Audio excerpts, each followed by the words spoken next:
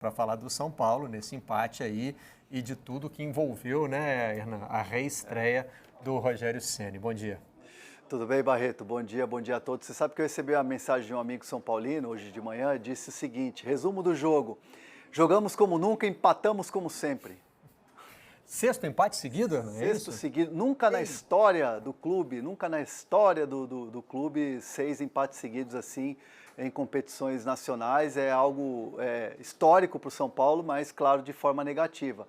Ontem o São Paulo teve assim momentos assim que você vê luz no fim do túnel. O Rogério escalou, teve 2 treinos, praticamente um treino e meio, né? Porque o treino do dia do jogo foi mais uma bola parada, né? Mais um posicionamento principalmente da defesa. Optou pelo Orejuela na lateral direita, o Benítez começando como titular e o Reinaldo voltando à lateral esquerda, um 4-4-2. E o São Paulo teve assim momentos em que você fala, olha, merecia vencer. Bola na trave, o Richard fez grandes defesas. Esse foi o tom do São Paulo depois da partida. O tom do vestiário era um tom assim de que um pouco assim de insatisfação pela falta de resultado, evidentemente, mas no sentido de que, ó, se trabalhar direito, se focar, se for um time que tiver o psicológico forte, dá para voltar a vencer e sair dessa situação de Z4, que é a prioridade no São Paulo hoje. Não se fala mais em Libertadores como se falava antes. Mas, como o Simas acabou de dizer, basta se afastar do Z4 para entrar na zona da Libertadores. Então, as duas coisas ainda são... Mas é porque joga a expressão na torcida, né, Barreto? Você tem um discurso, e o Crespo tinha esse discurso de Libertadores. Eu tenho a informação de que nos últimos dias de trabalho do Crespo, até alguns diretores foram até o Argentino e falaram, olha, na coletiva vamos de repente falar jogo a jogo, ao invés de falar em classificação para Libertadores, porque isso cria na torcida uma expectativa e acaba sendo descolado da realidade, né? Vamos ouvir o novo dono do vestiário, então, o Rogério Ceni, que ainda precisa acabar de convencer a torcida do São Paulo sobre esse seu retorno, né? A declaração foi dada que, quando estava no Flamengo, que é uma grande instituição, um ótimo lugar para se trabalhar, um clube que me propiciou ser campeão brasileiro da Série A e outros títulos, foi que no Rio de Janeiro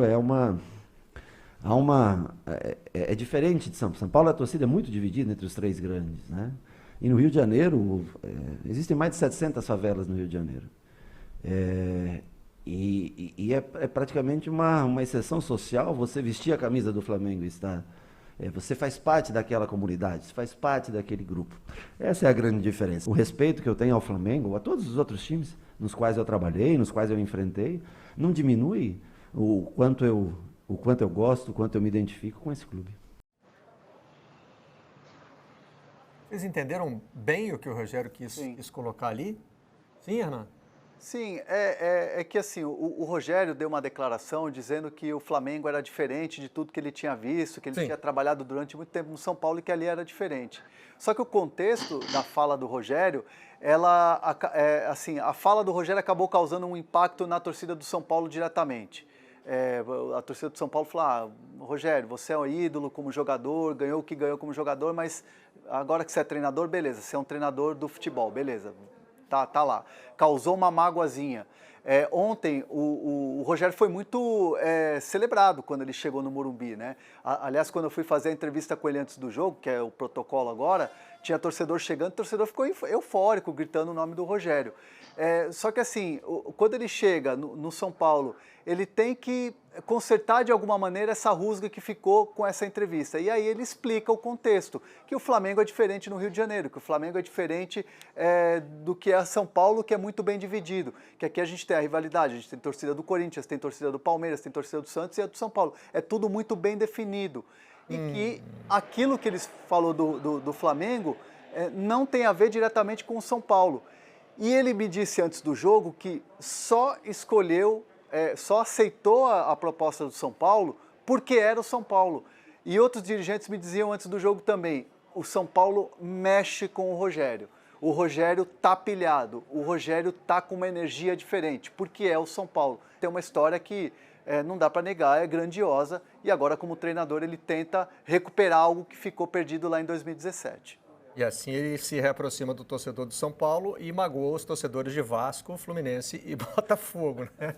Tem um momento de domínio financeiro e técnico do Flamengo no futebol carioca que é inegável. Eu realmente fiquei na dúvida sobre essa divisão mais marcada no Rio e em São Paulo. A torcida do Corinthians, por exemplo, também é muito grande.